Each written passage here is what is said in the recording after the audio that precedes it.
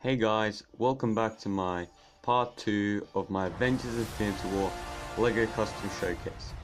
In this showcase we have 6 figures, most of them are from Guardians of the Galaxy, and that's because I'm gonna rotate between the Wakanda group and the Titan group. So yeah, let's get into it. So the first character we have is obviously Star-Lord, aka Peter Quill, aka Chris Pratt. So I didn't do many modifications on the figure because I think the figure's already as good as he can be. So I just outlined a couple of details on his helmet, and for his arms I did add a couple pads on both sides and just changed out the legs, and not really much on this figure. He's kind of the weakest one here, but I started with him anyway. So yeah, let's go on to Thor.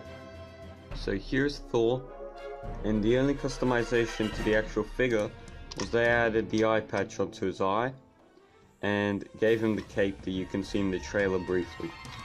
Now the real custom part is his new weapon, his new axe. It's a modified version of the one that comes in the set.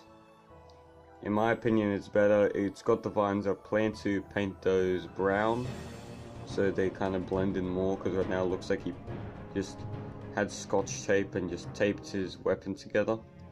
But you'll probably see an update of him in a video soon. But yeah, anyway, that is Thor. Now let's move on to Groot. Now Groot, his only custom part is his accessory, which is this 2x1 tile, I think, and it just has the printed screen and a couple buttons, just like a little GameCube thing. I also scratched up the back of it so it kind of looks like it's old. And yeah, let's move on to Nebula. So here is Nebula, and this is one of the best ones here. I added a lot of detail onto her arm, on the side of her head, and also a bit on her back. You can't really see it. Her arm I think is the best part. It wraps around everywhere, and it's like, I'm pretty sure it's one of the best parts of this figure. She does have a little detail on her legs, but not much. And yep, that's Nebula. Let's move on to Rocket. And for Rocket there is nothing custom at all in him. Just added him so it'd be completed. Anyway, let's move on to Mantis. Mantis surprisingly doesn't have anything like too special that I changed either. I just added the sleeves on her arms, and that's pretty much it. Let's move on to the best figure, the Iron Spider. Now for the Iron Spider, I think he's the best one in this entire collection. I added him his cool other attachment, which I'll show you how to make it right now.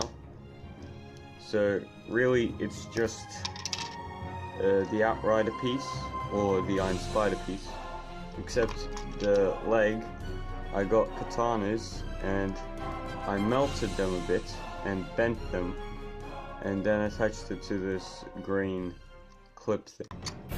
So that allows them to be attached to his neck brackets, and therefore allows him to have really cool tentacles. I'll take them off for now because they kind of don't let him move a lot, but yeah, I think they're actually pretty good.